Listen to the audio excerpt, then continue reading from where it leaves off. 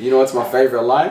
What? I've been saying it since I was like 16. I'm not in love with you, but I got love for you. Oh my god. I know what I learned to young from young. I just learned that. Oh my god. I used to say that back in the day. Hey guys, welcome to another episode of the Bittersweet podcast. I'm your host Wintana. And I'm Rahel. And we have two very special guests with us today. The boys from Talking Trophies. Yes, sir. Should we give it up for them?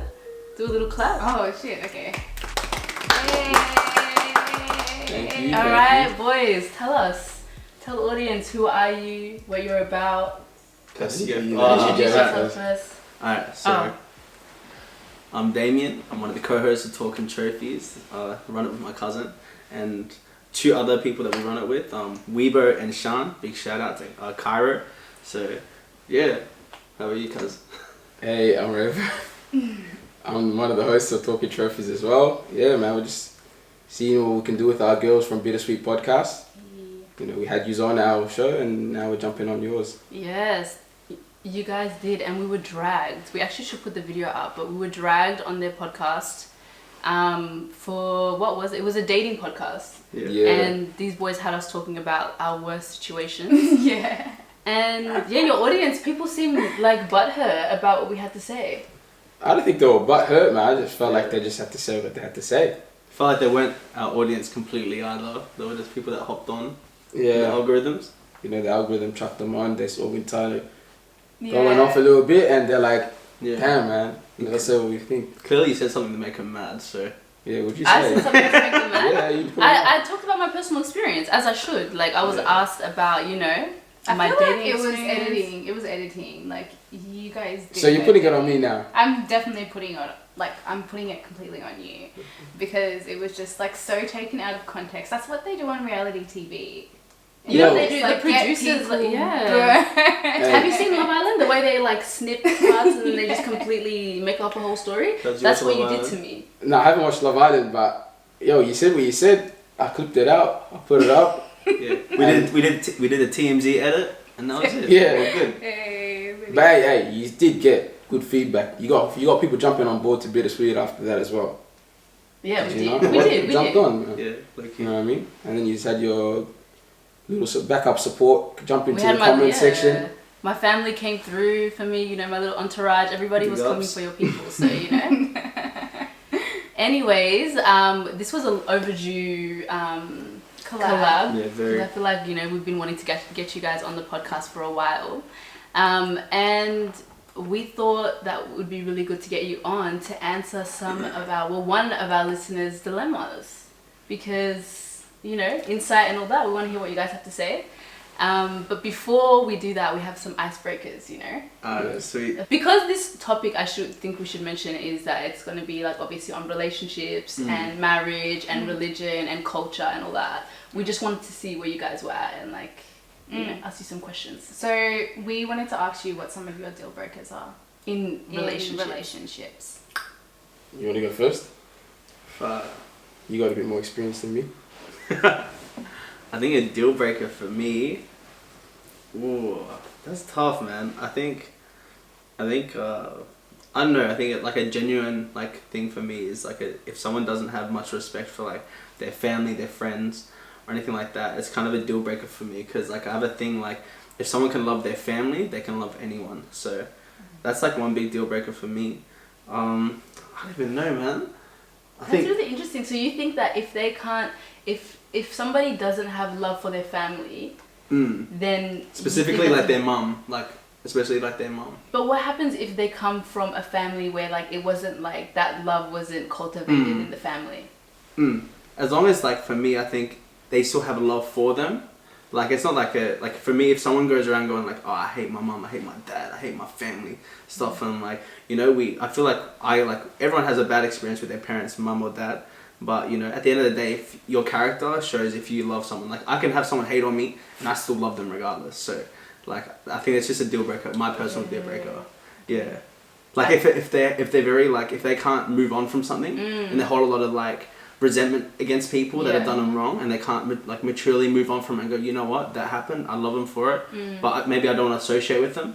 Like, as long as that love's there, they got love for people and they can learn to, like, forgive people and move on. Yep. Then I think that's a massive thing. Because, like, in relationships, you're bound to stuff up at one point, argument wise, and like if they can't maturely forgive you and hold a grudge and you're not talking for a week, then like that's a deal breaker. I can't be coming home to my wife and she's not talking to me for a week, So that's one of mine.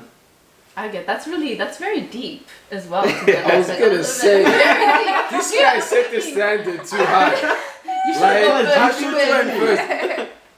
You know what I've said to you? I'll be straight. I didn't know what you meant by deal breaker. No, because I'm thinking like I would have said something lighthearted, like if he like. No, I feel like deal breakers are deal breakers. Like I would think about it in that way, but then I was also gonna say you can talk about like maybe like less. It doesn't have to be so serious. It could be like maybe something that would put you off dating someone, like a pink flag type of situation, or it could be a deal breaker. Can you give me an example? So something like maybe someone, like hygiene. Oh, could okay. be something like that. I feel like that's a pink flag. That's like.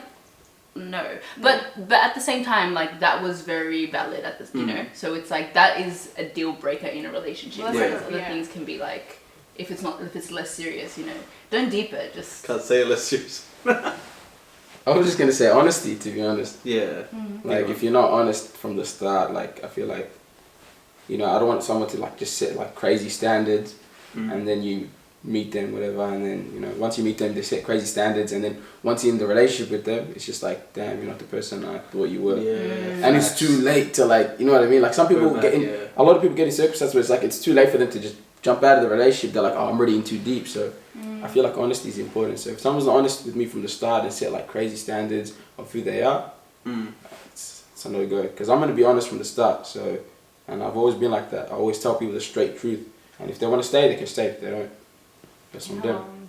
Do you feel like you can see that? Like, do you feel like that's something that you can pick up on, whether someone's being honest or not at the start of a relationship? Or can you pick up on like fakeness, fake energy, that type of stuff? Yeah, I'm not gonna lie, from my past experiences, I don't have any really, but like, you're just trying to holler and stuff. Playboy Raver. I'm a good listener. You know what I mean? I'm a good listener. Yeah. And like, I don't know, generally when I'm with like girls, like unless I'm taking the piss with like Bittersweet podcast girls, when we're having a laugh.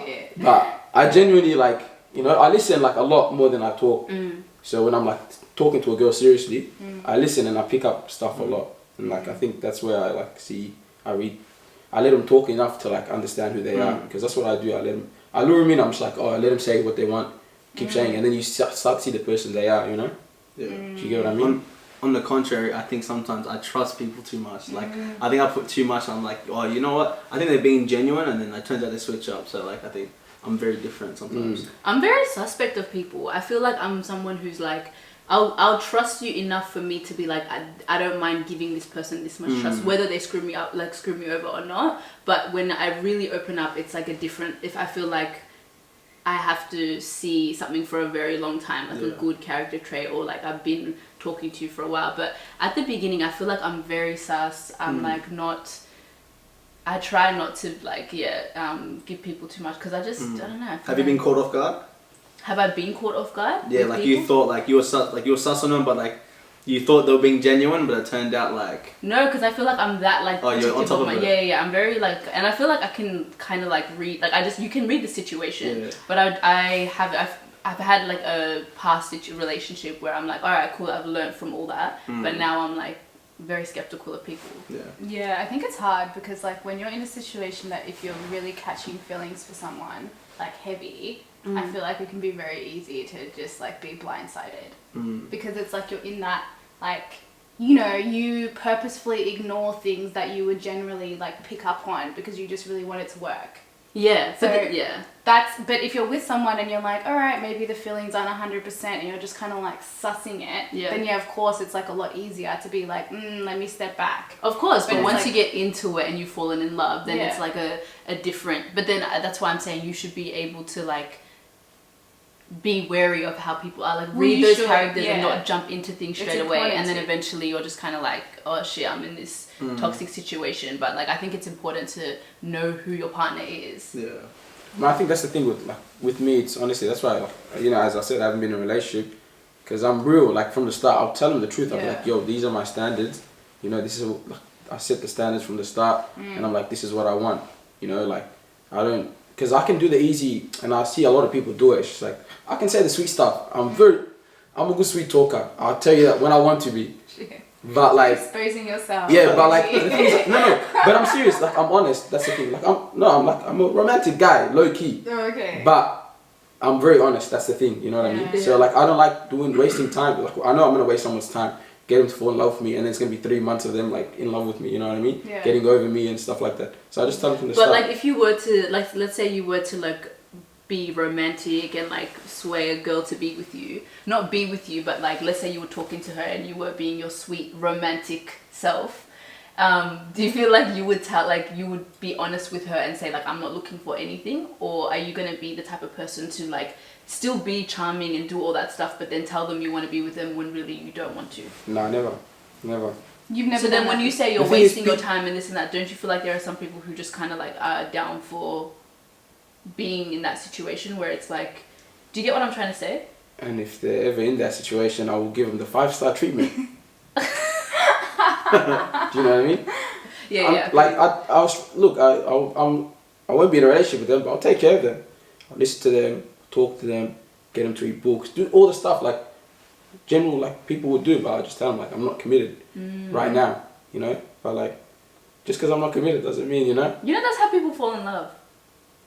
100%, yeah. Can't relate. But if you're that's a really mature way to go into something, because it's important to be like open and transparent at the very beginning, because if someone does like fall in love or start to catch feelings, then you can always just be like, hey, like I let you know from the start like what this is. And it's important obviously to like check in with someone if you care about them, but what gets confusing is when like you wait time to have that conversation, and then that person will definitely have the right to be like, that's really shit. This is brand new. But if you say it from the start, it's kind of like, well, it's kind of the other person's problem. If they start to catch your feelings, like.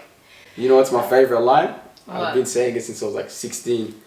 I'm not in love with you, but I got love for you. Oh my god. I know I learned to from young. I just learned that. Oh my god. I used to say that back in the day. So. Or this one. I love who you are, but I'm not in love with you. Yeah, those are dangerous. If somebody said that to me, did you see how does anyone here watch the Love Island Australia? I think Raver does. Do you watch it?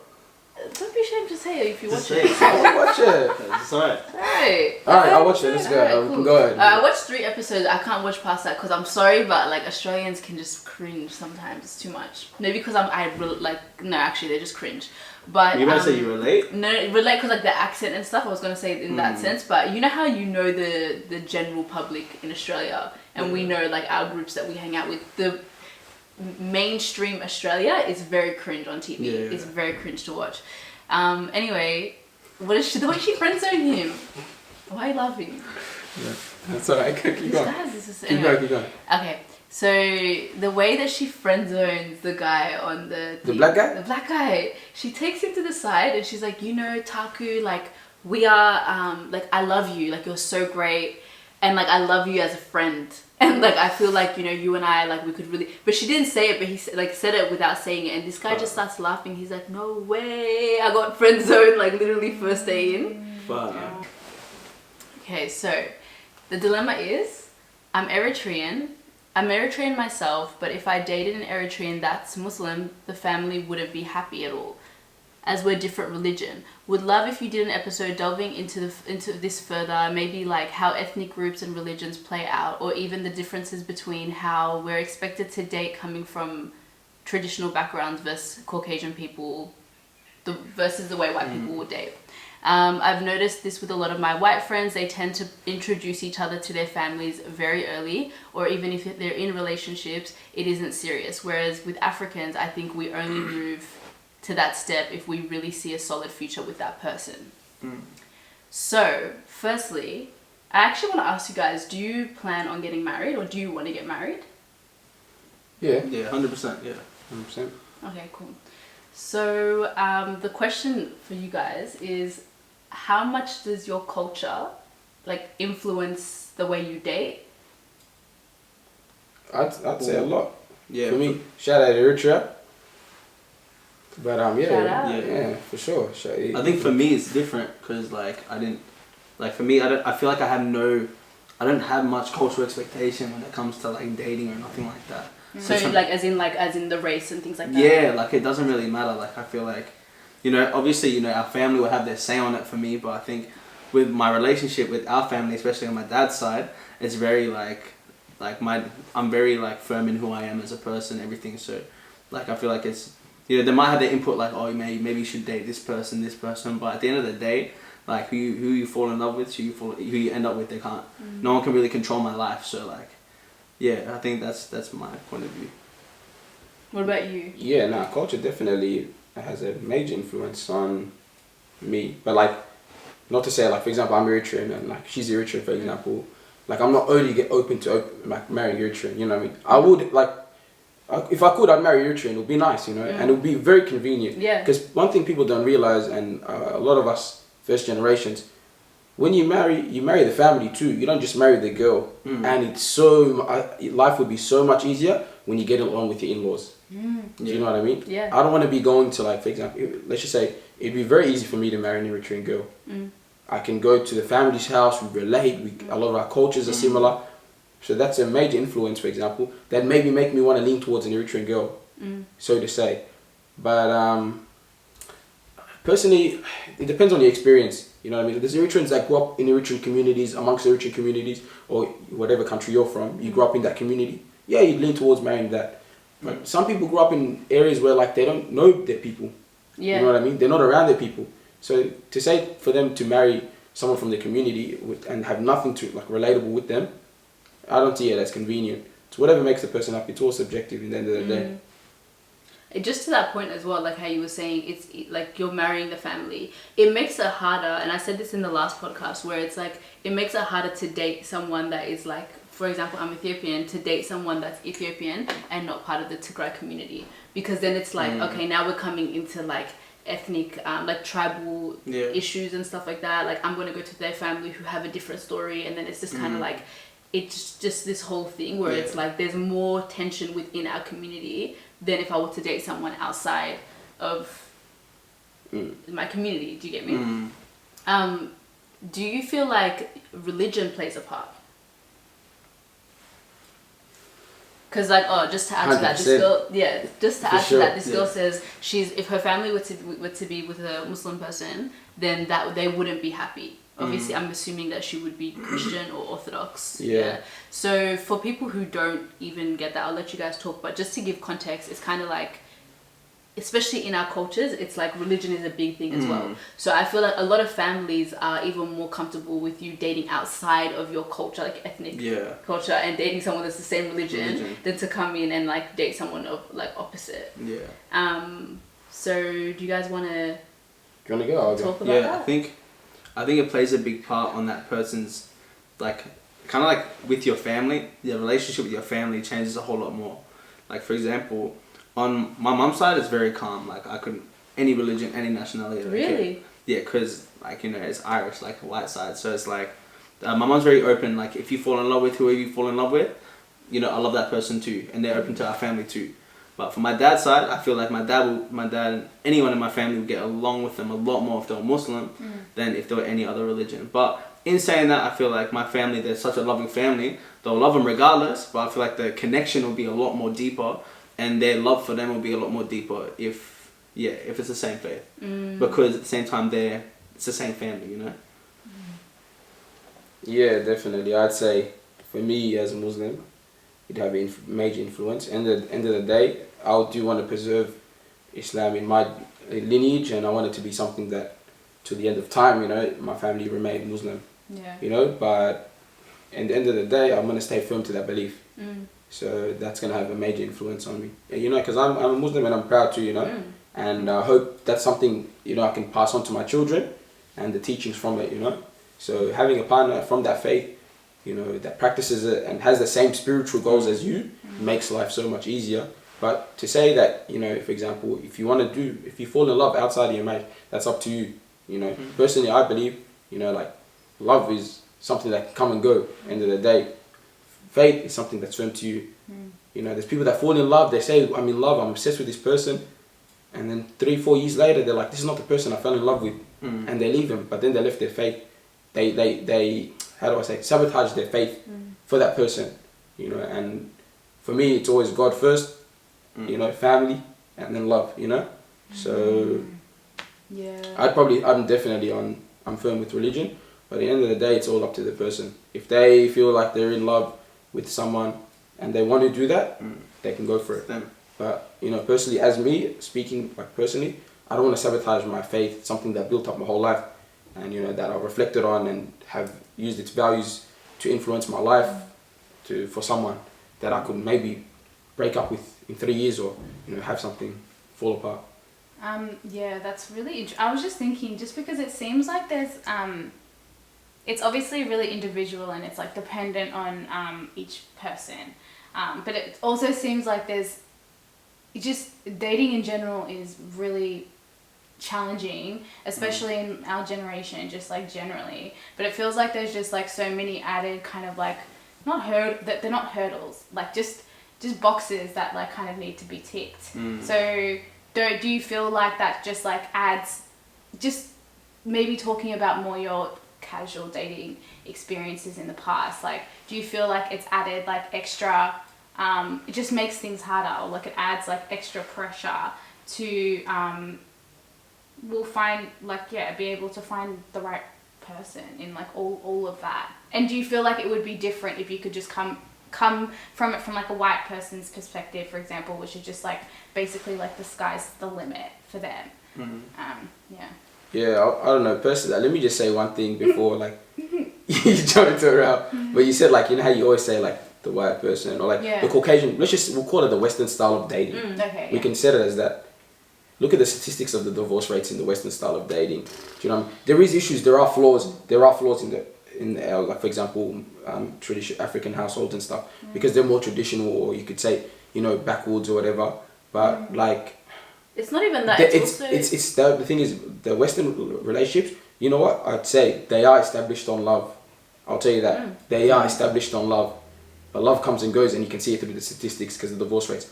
With, like, let's just say our traditional, I'd say from Eritrea, our traditional styles of marriages and stuff, it is more of a partnership. It's like, who can I survive with? Yes. I want to reproduce. Yeah. And you know what? The parents they're not out here giving each other flowers and stuff. Yeah. But there's a deep love. Like, there's a respect. They got 8 kids or something together, you know what I mean? You see these white people, they got 2 kids together, you know, but like, with that, like, there's that, like, you do your part, I do my part, let's raise these kids as best as we can. That's how I see it. And like, I don't feel like we should be like balancing like, oh, I'm in a Western country, let me fall in love in this style. It's up to you. If you feel like that approach, you enjoy that approach, you know, you like finding love that way, you can go for that. But then there are people that I know personally, from my life experiences I've seen, they use the traditional approach and they're happily married with multiple children.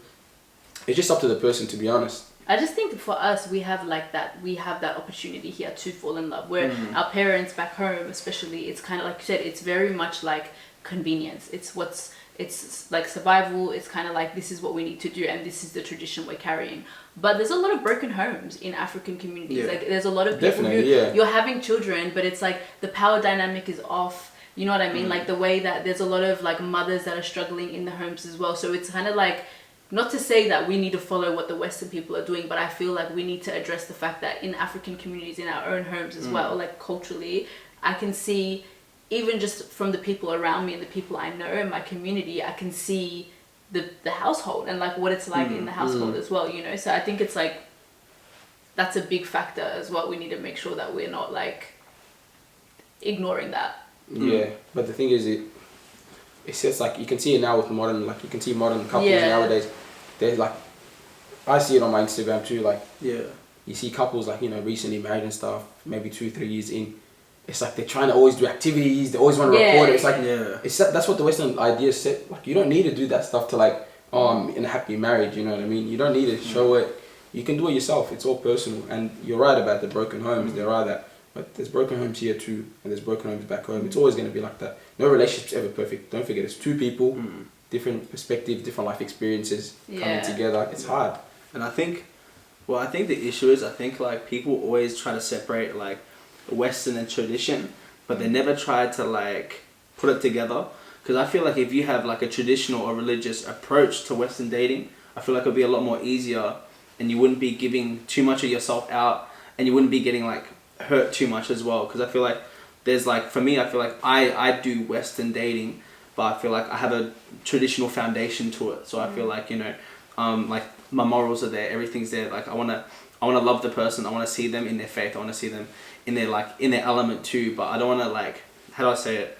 Like for me personally, I don't want to. I feel like with Western, it's very encouraged to like date around, try relationships, and I feel like, you know, if you find the right person, that's good. But I feel like if you give too much of yourself in those dating elements, that's when you like get broken homes, where you might end up marrying the wrong person, and you know you've missed all this because you've given too much of yourself. I think, I think for me, like I'd take a traditional approach or religious approach to Western dating, where I feel like, I feel like it would be a lot more better, because, you know, you're not going all in and just getting married to some random person, you know. You're testing and going, okay, yeah, this person's good with their faith, or this person's good with their family, or this person just has good morals, or this person just loves themselves, like they're in that element, and you can apply that and make it better. So, but, you know, like you said, broken homes will always be there in good or bad situations. Things can happen to a good person's life and change who they are, you know.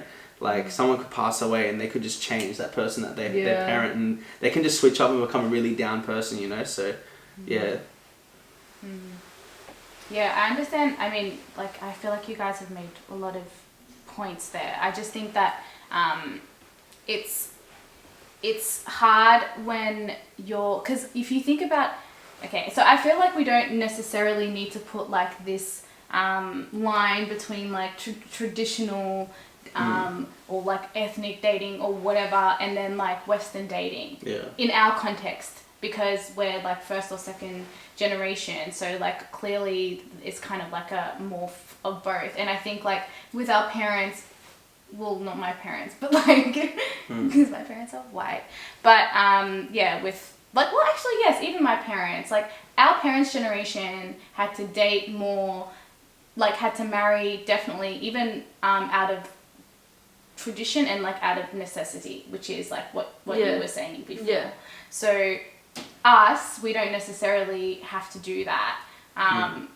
So I guess like, do you guys think that there's like, what do you think the impact of that is? Do you think it has made marriage like less like valid, or do you think that Sorry, no, I was just, you looked at me, but I was just going to add to what you said when you finished. Oh, no. Because you know what? A lot of people now have been saying, like, I want to have a life partner. Like, this idea of being with someone, because marriage is seen, obviously, religiously, marriage is like a covenant between, like, man and God, But then also, like, when you look at it from a business perspective, it's like marriage is literally marriage. Like, you're signing this document, you're doing this, and there's all these, like, legal stuff attached to it. And I think there's this idea of, like, being married now is like the same as having someone that you're with, one person you're with for the rest of your life. Is the actual like I guess ceremony of marriage the part that's important to you? Yeah, I think for me the element of marriage is important, because it's not just beyond, like, it's not for me, marriage isn't like a legal thing. It's not like, I need to get married just so it's on a legal document. I want to get married because, you know, like, religiously it's giving your all, like both your partner giving not just your all to each other, but giving it to God. So it's deeper than just, you know, a bit of paper. It's deeper than that. It's a declaration, not just, it's to each other's families. The whole ceremony, that's both your families properly meeting each other, getting to know each other, hanging out, having a good time in celebration, and then that relationship continue on. I think it's all up to personal opinion. If you want to have a life partner and not get married, that's up to you, and that's you. But I think, like, you don't have to get married. You don't have to have a life partner. Like, I think for me, it's like the actual ceremony, like the actual element of getting married means a lot more than just like a piece of paper. How about you guys? Yeah, marriage is spiritual. Yeah. I definitely think it's like I believe it's like half your faith. That's what we believe. But I don't know. I'd say it is a partnership. End of the day, like personally, like for me, from my life experiences, the reason why I haven't like, I'll give you an example. I know people that date around before they settle down for the right one. They've dated around, like they have multiple partners, and then let's just say you had like 6-7 partners before you find the one. Yeah, and then you find traits that you like from all of them. The last obviously there's things that you didn't like about them, and that's why the relationship didn't work. But you found things you liked about them, and then you bring that over to your relationship. Do you know what I mean? And you have those standards on your partner. You're like, damn, bro, my girl used to do some. You know, like she used to do this for me, or like my girl used to like always make me laugh when she used to do this, or she was funny. And then you set those standards high on your girl. But let's just say if you don't date as much, and then you come to your girl, you don't have those expectations, and you fall in love with the person they are, and it becomes like, you know, the oneness between you is connected. Like she's your other half, she's your other. You know what I mean? So you're saying if you don't date around, then it's like you have less to compare to. Yeah. I think, but I also go. Sorry. Yeah. So like you can go. I just think that like everybody comes to a point where it's like you're ready, or you're just ready for a relationship. I think that like that, yes, that's a thing too. Like some people will look at like all the other people they've dated and they'll compare that, and some people have like even trauma from dating people, and they're like, when they go to this other person, they kind of put all that onto them. But I think there's a lot of work you need to do on yourself before you're actually ready to be in a relationship. So if you're someone who's secure in yourself, who knows yourself, and you're ready to be with somebody, you're gonna take that person for who they are. And I think that like it just comes to the maturity levels. And I think, yes, that plays a factor, but then there's also people who never get into relationships, and they'll judge everyone else's relationships, see their stuff on like Instagram and like whatever social media, and they'll have like these weird and like just crazy expectations of what a relationship should be, and then they get into it and they're like, this ain't it, and then it's just kind of like, you know, I just think that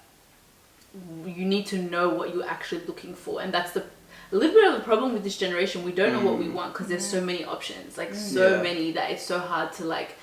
I'm literally a culprit of it. I'm always like, the grass is greener with anything though, not even just with dating, but it's always like, if I get this opportunity, maybe I could have gotten this one, or like what happens if I, and that creates this thing where we're just never content. But before, I feel like there was less options, and there was more like, it was kind of like, this is what we need to do, and this is the trajectory life like we need to follow, and then that's it. It was kind of easier in a way, but I don't know. I feel like it's like really hard to compare, because like we said, like maybe our parents back in the day were just like kind of, they would marry their next door neighbor, or like whoever was like there. I know. And like that doesn't leave much like option for like love. I feel like that was kind of something that like our generation has really like latched onto, like, you know, and we're also so much more like individualistic. We're like, this is what I want, this is what I need, like, and it makes everything like so much more unrealistic. Like personally, my thoughts on like I want to get married, but at the same time I'm just like, I don't know. Sometimes now though, I think that like if you get with someone who is a good person, this girl and your faces to be sorry. Okay, let's say you're a good person, yeah? They have like, you're both open, you're in a relationship, you get into a relationship, you're both open, you make each other happy, like the baseline stuff, yeah? Do you feel like, because I personally feel like love is a choice. I don't feel like you just like fall in love with someone. How important is love though? That's what how important, what do you guys think? Like, how important is love? Like, do you think that that's like I just feel like love is kind of like like that's not how you build a marriage. Like that's not how you build like a sustainable relationship, like realistic. Because wait, just stop. Because there's love, like love, I have a feeling, like there's this feeling of love where I'm infatuated by this person. But then there's love where it's like, because someone can love you and screw you over multiple times, but tell you I love you and I'm sorry and da. But it's like, to me, it's like, if you don't have any respect for me, if you're not doing all the basic things that like, even the logical things in a relationship to make, like the foundational things, I just feel like that love is missing. I personally believe like love's probably like 20% of the marriage. 20? Or the relationship, 20%. So what's 80% of the marriage? Damn, I feel like I'd say, okay, if we can put it into 100, for me, I'd personally say 20% is love. I'd say another 30%, maybe 30% is actually like friendship, partner. You don't think that's love though, friendship? Nah. You can love someone, like you can love someone that you have nothing in common with. You can love someone that you like there's nothing you really can talk about besides the love you have for each other. Do you get what I mean? But friendship and love, I feel like, are one. Nah, a friendship is like, yo, hey, I'm reading this book. Like, it's like someone you can like. That's what I'm saying. Because that's we're talking about romantic love. You're talking about love like, as in not like, love, I'm whipped for this girl. Okay, say romantic. Then just say that because then it's What's like. the love there? What's the love? Love is, I suppose, a little respect, all that kind Yeah, of like, that's what say- you talk about when you build a marriage. That's that type of love, which Yeah. is like maybe 20% like Yeah. romantic love, Yeah. and the rest is like a whole bunch of everything else. Yeah. Sorry. I'm sorry that the way the mic just... Yeah. I'd say 20% is love, Yeah. 30% friendship, Yeah. and then you can split the rest between commitment and respect. That's what I'd say. So 25% commitment, 25% respect. I don't know, man. Love it's a fairy tale, to be honest. Like I look forward to falling in love with someone, but it's not gonna be my whole relationship. 3-4 years in, that last little, that little. That's what I'm saying. There's It's that little That little infatuation. rush, yeah. It's like fun and all that, but then it's like blind, just stupid. But I think there's like major things in a relationship. One major one is like, respect and especially maturity. If that person's not 100% ready to be, you can love someone and hurt them. You can love I feel like we'd all lie here if we said we didn't hurt someone at one point. Yeah. We did something wrong. We did them dirty. We lied to them. We did whatever. But you can love someone and hurt them.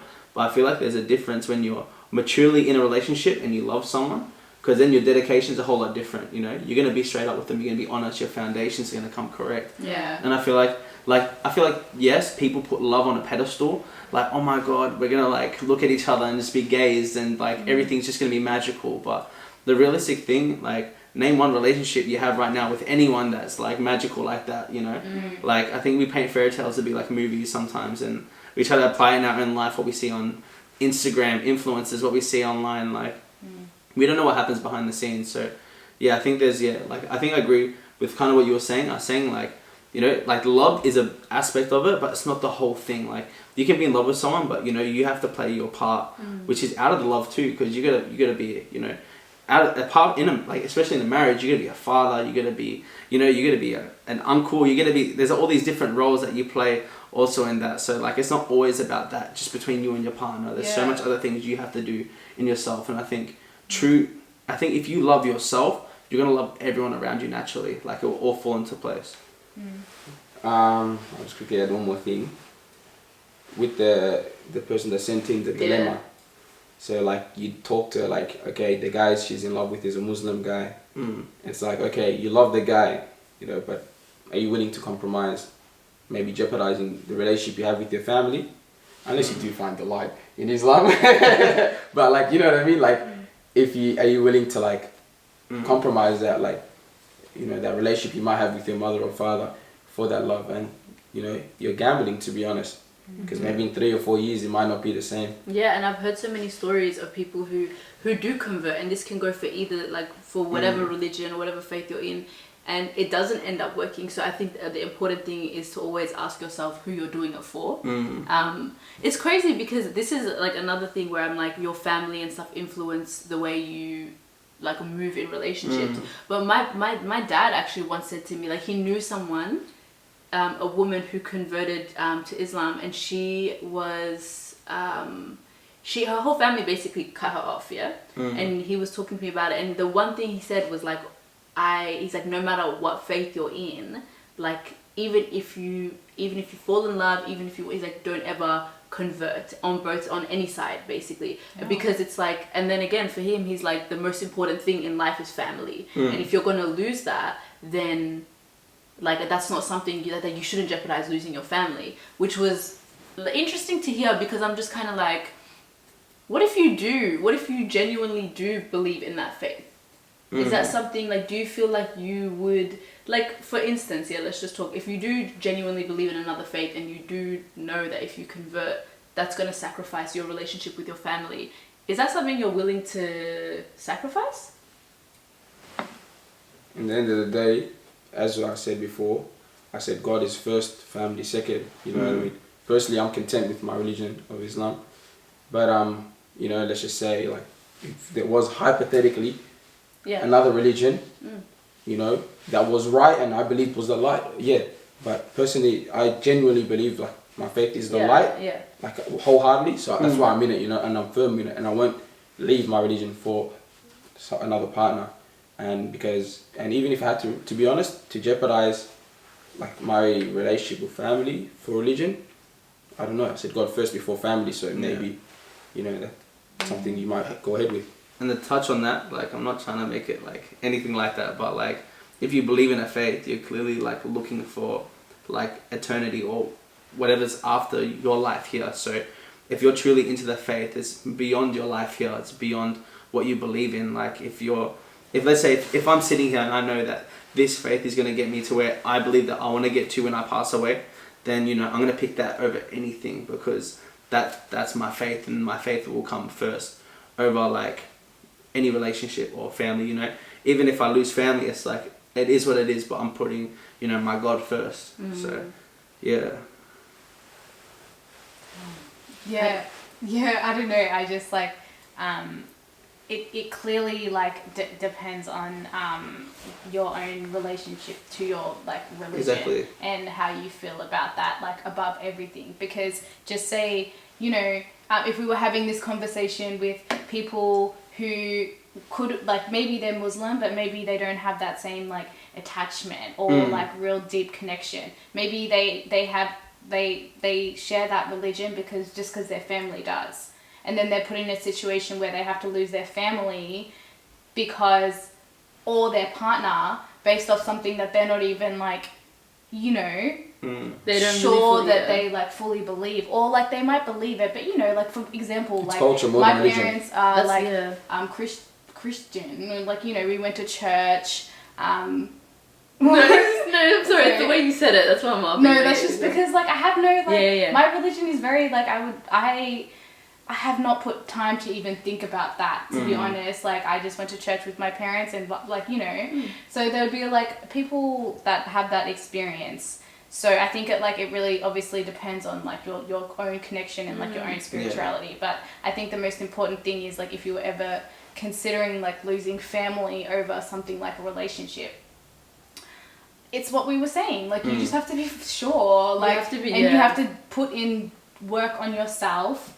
Like you better like be like 110%, and it wouldn't be something I would be doing like even like a couple of years into a relationship. You know, you have to make sure that person's like really in it with you. Otherwise, like it's definitely not worth jeopardizing that sort of stuff. But it depends, because like even people have complicated relationships with their family. They have complicated relationships with their spirituality, like, you know, but it's definitely it's like a shitty situation. I think it's just important to know who you're doing it for. If you're doing it for somebody else, I just think like it's started off wrong. So the journey's not going to be right. Exactly. Like if you're doing it for yourself and you know that deep down and only you will know that, then like, you know, that's your not. But if you're doing this, or you feel like you've been influenced by someone that's come into your life, I think that's something to really just like reflect on before you make that decision, because that's big. But because people are out here getting divorced. Oh my god, the one thing I'd never want to do is get divorced. Please make that not happen. Did you see the Dr. Dre thing? I saw it today. He got his divorce papers when he was at his grandma's funeral. What? Yeah. So Dr. Dre was at his grandma's funeral, right next to her casket. And a guy came up and handed the divorce letters from his wife, soon to be like ex-wife, got given the divorce papers. And she was, how much money was she demanding? She wanted a lot. She wanted like a lot of money, considering it was like Dr. Dre's like. Are you rinsing a guy? Like, let's say you do divorce somebody, are you cleaning his money up? No. What the hell? No. So let's say it was 20. Let's say you guys were together for like 20 years, and you felt like you played some sort of role in his career to some aspect. You would have, no matter what you say. You would, like, you're literally. You were in it with him through the whole process. Like, so do you feel like you're his emotional Jeff support Bezos' when wife? things are That's a perfect example of it. So Jeff Bezos, the founder of Amazon, she was with him before it started. She was with him from scratch. Yeah. And 100% she was with him during the hours. She was with him, you know, helping set up when he had the things, had it in his garage. She was supporting him from day one. And then when they split up and she took her part, she had all the right to do it because she was with him from day one.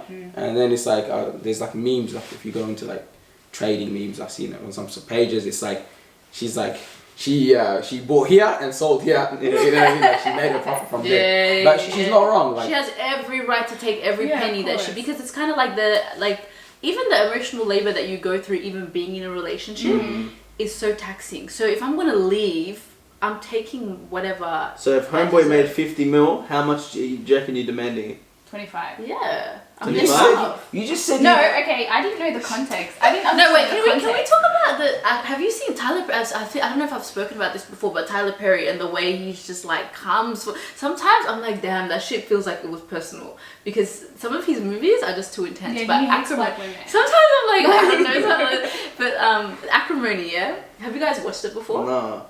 This woman was with this man. I'm not going to tell you the whole backstory, but just know that she was with this guy. He was like charming her, you know. They got together, and then she ended up like, with him. Her mum, he was cheating on her at one point. This was when they were in uni. He was cheating on her, and then she like is very hot-headed. She goes red. She sees that he was living in a caravan. Drives into the caravan, messes up her fertility. Like she cannot have kids anymore after that incident. Yeah. So now he's like apologizes. He's with her. He wants to be with her. So they weren't talking for a while. They ended up getting back together. Her mum passed away during that time. He came and saw her when her mum passed away. It was like, you know, I'm really sorry. Relationship patched up. Fast forward, they're together now for been like 18 years. Yeah. In this time, he was a genius in uni. She wasn't that smart. And so he was like, the way that they started talking was he started helping her with her work and something like that. Anyway, he is like a genius. He wanted to build this like, let's just call it a machine. He wanted to build a device or a machine or something, yeah. And he was trying to sell it to this corporation, to this company. And he was calling them every single day saying like, you know, like I really need you to see this. I really need you guys to fund my project because this is going to go off. For 18 years. He was doing that, yeah, while she was working 2 jobs as a cleaner. They ended up marrying, they got together, everything. So now obviously she's just done, like you see her, she's wrecked, she's just kind of like tired. Every morning she's waking up, every morning this guy, every night he's like, it's alright baby, I'm nearly close, like I've nearly done this. It's just been going on for a long time. Fast forward anyway, the woman he originally cheated on in the like 18 years ago ends up being the head of this, or like working in the company. So he found out. He obviously knows her now. They're like friends, or they know each other from back in the day, and was like, hey, can you please give this to your boss or whatever, like give me one, like, I don't know, 30 minutes or whatever to pitch this. He gets his time to do it. While he's doing that, she thought that he was cheating on him because he wasn't was cheating on her. He wasn't telling her anything. He was kind of like going behind her back, just trying to do it. But was he cheating? He wasn't cheating, but he was friendly with her, but he wasn't cheating, right? And she gets pissed off. She's like, so during that time, her sisters already hate him. So her sisters were like, we found this, like, what do you want to do? And she's like, get out of my house. Like, for how long you've been doing, get out of my house, you know? She's got losing her shit, whatever. This man leaves, okay? He leaves, and he ends up like, they want to fund his project. He becomes a multi-millionaire, yeah? What does he do? Mind you, all the things he was selling to, he's like, when this does pop off, I'm going to buy you a yacht. I'm going to buy you. He's saying all these things. I'm going to live in this house. Anyway.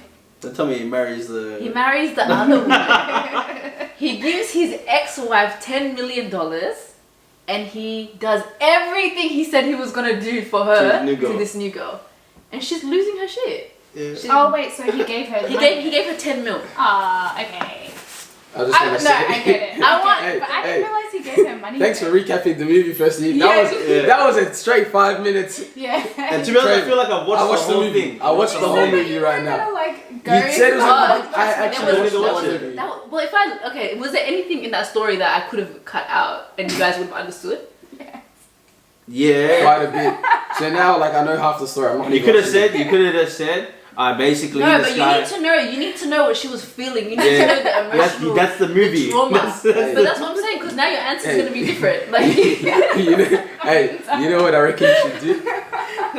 you should start doing like a segment of Bittersweet podcast where you do movie reviews. You know, I just might on TikTok. And just like go through a movie in like 2 minutes. How you explained it to us right now, and like, hey, if you haven't watched this. Here's like if you want to watch this, if you want to recap of this. I'm movie taking quickly, this as a compliment, guys. But it's not. No one's dissing. No. Yeah. I'm just saying you should do that. And then add the emotional input at the end, like how dare he? You know what I mean? You know, I might do that. But listen, So how much do you want? Huh? It's not how much. There's no figure of how much. I want it's emotional. like recurring. I want money to keep coming into my account. But that's $10 million. Like, $10 she's million. fine for that. That's a lot. Do you understand what 18 years? Do you know how much psychological? Like, do you know how much therapy you're going to for that? Can I say something? Ooh. I don't think working as a cleaner for 18 years you'll get $10 million. Or and actually balance out to be like what 500K a year. So what? like over that time, 18 years. It's basically, you know, like 500K a year. Alright, maybe it's not that year, but her house. Let's get over sing now. That Bittersweet podcast money coming through. They had to resell their what's it called? Resell the mum's house.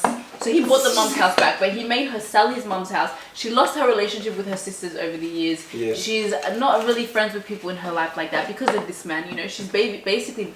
I raised a man. You know what? I understand it. I don't know, like what more do you want? She raised them. Does she want him to come visit her every Thursday? No, she honestly wanted to be back with him again. But she was like, you didn't even fight for me. I said to you, get out of my house. You didn't even try to explain what happened.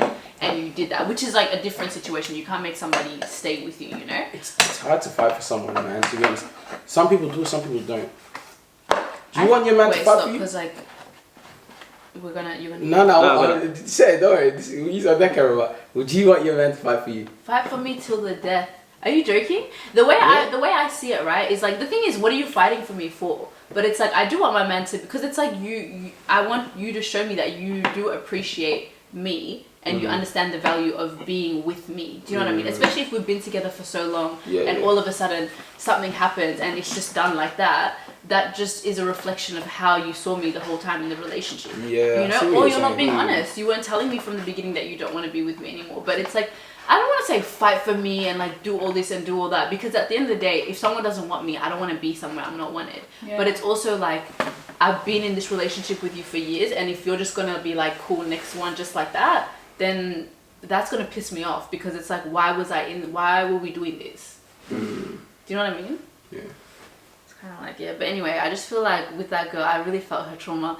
It was just like, yeah, I want ongoing payments. Yeah. After that. Okay, so you want him to just do $500,000 payments a year instead of the. This guy is gonna be swimming in money, yeah. He wants to give me a portion, not even like a percentage of what he's making. So do you want a portion up front and then a reoccurring payment? Yeah, absolutely. That's alright. 10 mil, then do like. I need you to feel the way I'm like. I need it to be like, oh, I have to pay this, you know. It's a bit evil. Is it? I don't know. I don't know, personally, like, I've always had this idea, even like me, even if which I pray it never happened, if I ever did separate with my partner, like, I'd still have a relationship with them, like, visit them, still talk to them, like, I'd be very mature about it. Wait, what about if you had another partner? Still, what do you mean? You have to have a relationship. I still have a relationship, and especially even if they have, like, for example, had my children.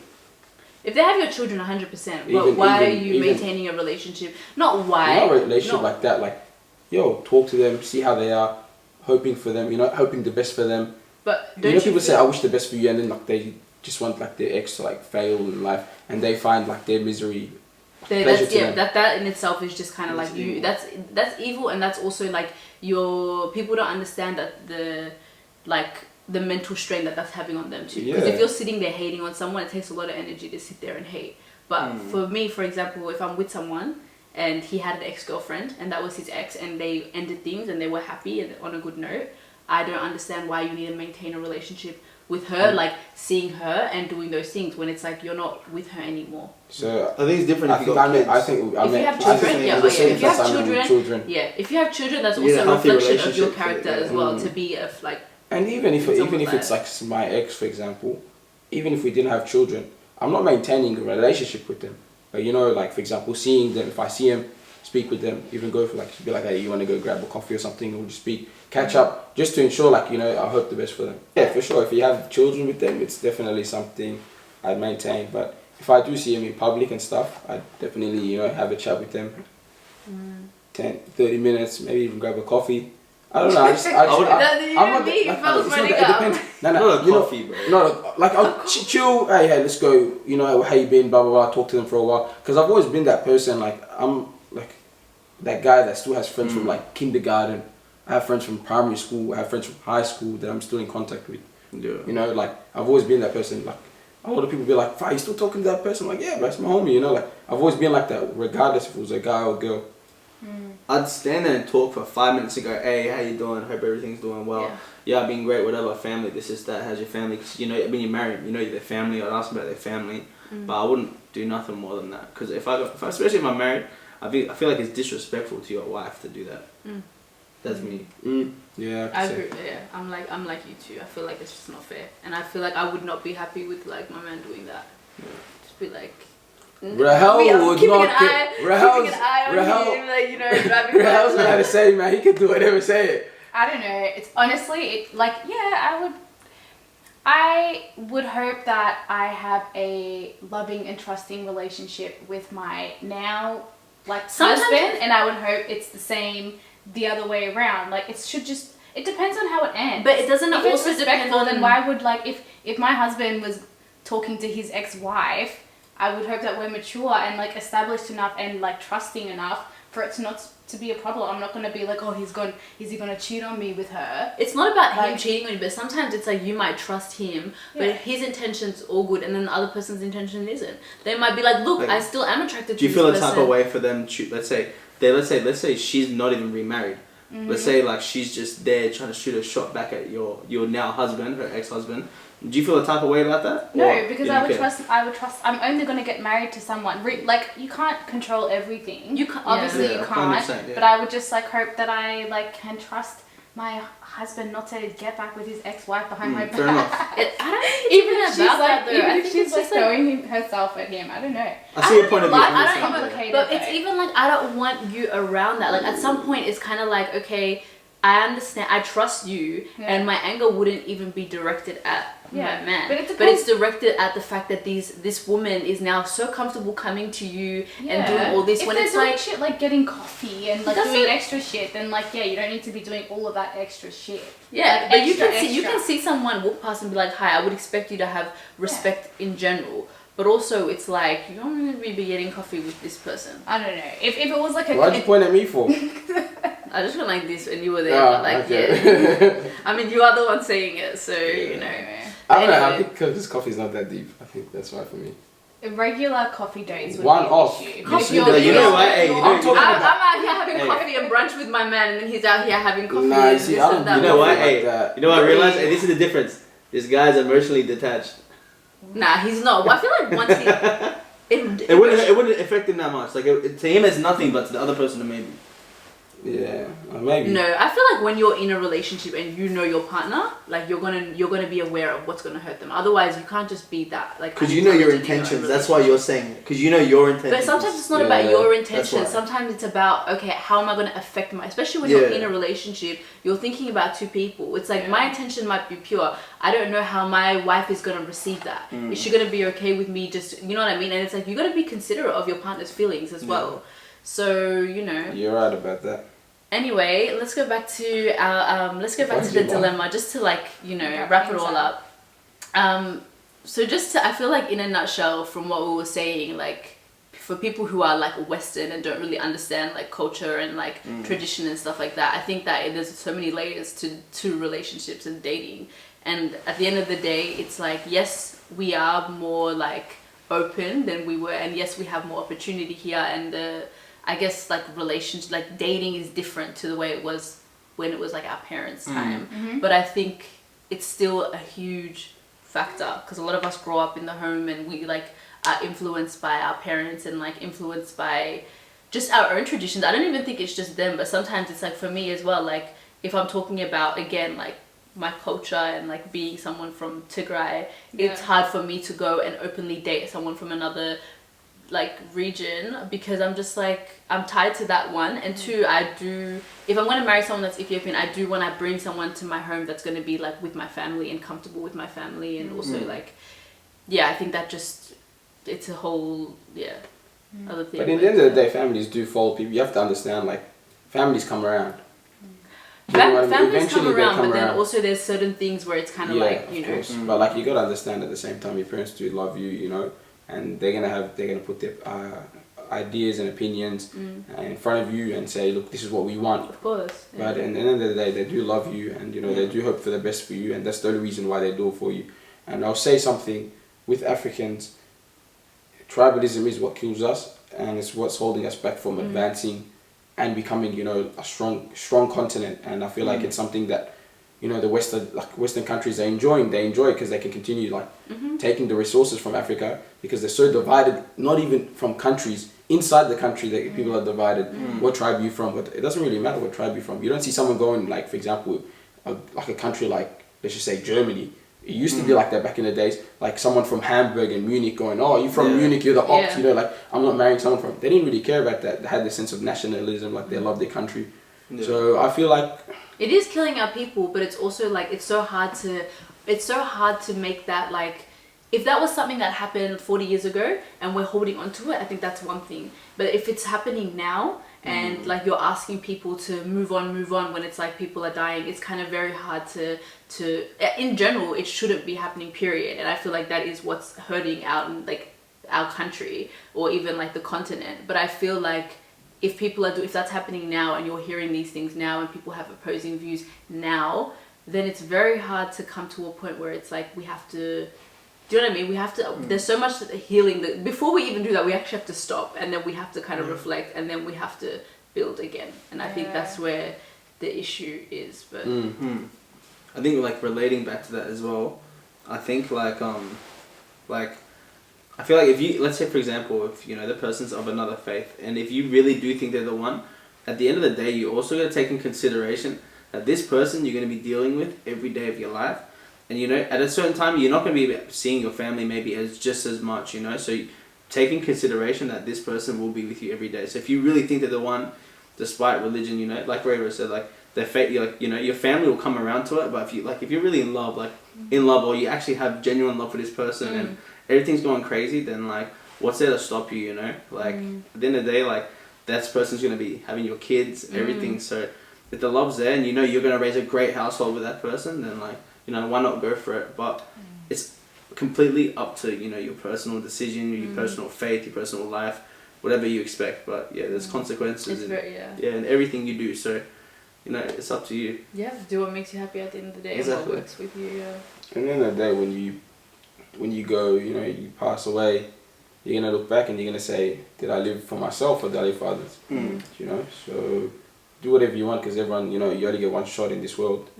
And you just got to go for it. But I'd probably say, just before we wrap up, this is all our personal opinions from Talking Trophies. Stop the disclaimer. Like, you don't stop. No, but I'm just trying to say, like, for example, because I said it's our opinion, because I'm not someone that has experience in relationships. I'm just saying from, like, seeing others. You know what I mean? That's what I'm saying. I love how this is the little disclaimer you did here, but when we were talking on your podcast, this guy, he was coming for us. You wanted us. If you wanted me to go hard, I could have went hard. But I said, you know what? Let's give him a good episode. And hey, did we not deliver? You delivered. This was a very good episode. And thank you. Hey, Spotify Australia. Spotify. Shout us out. Yeah, Talking Trophies. You know, hey, check us out. What is it? Spotify Oz. New Zealand, is it? Check us out, yo. Put some respect. What do you mean? I said, check us out. Check us out. I was telling them. What's the section that you have to tap to find it? I think what's it? Where can just for our listeners, where can people find you? Just let them know, because you know I feel like we're gonna end this. We're gonna let them know, but I want you guys to. Yeah, you can check us out on. So we started putting it up on podcast platforms, so you can check it on the. Spotify, Apple Podcast, Google, Amazon, whatever you want. We're also on YouTube, so that's where we drop our videos. Instagram, TikTok. Everything. Everything but Facebook. Everything but Facebook. Facebook's dead. Oh. Facebook actually. No, there's if a- you wanna hit an older really, crowd, yeah. Facebook. But you know, we're not trying to reach them. So yeah, we're just having fun with what we do. So what we really do, to be honest, with Talking Trophies is we have seasons. So in seasons we do interviews, we do activities, and then in between that we have podcasts. So like for example, we had the Bittersweet Girls on, and we had like other podcasts in Melbourne. What we try to do on Talking Trophies is get people on our platform and give them like a space to Talk what they want. say whatever they want. You know, sometimes it's controversial. We say what we want, and we let people say what they want. And yeah, besides that, you rarely find episodes with just us. It's mainly collabs, working with people. I didn't realize that recently. Yeah, actually, Like that's the kind of people. We're for the people. We're for the people. Yeah, from the people. We're Is that for right? the Should I, We're for the black community. For the black community, we are here. The black community, you know. Hey, we're very progressive, you know. So I don't know, very much right. I don't know. Say it. Don't worry. I mean, you did come into the house with some anti-black comment. But What did I say? What did I say? Say it. He said, "Oh, you know, I can't wait to move out, but." It was a 50 kilometer radius. No, I don't want to be 5 kilometer I don't know. radius. This was pretty. It was 50. It was 5 kilometer like, radius. okay, we'll say 5. I don't want to Yeah. be within the 5 kilometer radius of black people. I swear. I said, what? Yeah, because firstly, hey, I grew up in. You see where I live. I wanna wake up. Hey. I'm Martin Luther. What did you say you were? Malcolm X. He said he Brother, was with modern day Malcolm X. He was dropping all this stuff, but like, Oh, what wait, happened not to just Malcolm X. The Nation of Islam. Oh, Malcolm Nation X. of Islam, Malcolm X. That's pro-black. But I'd say He wouldn't say that. Let me just put that out there. Who? Malcolm X. Who So, else wouldn't say that he doesn't want to live around black people? obviously that was a joke. That was Was it? banter. I don't know. It came But, on pretty strong. hey, I grew up around the black community. I'm a strong advocate for Black Lives Matter. I still believe in that. I love my people. And that's us for Talking Trophies. Thank you. That was beautiful, Rahel.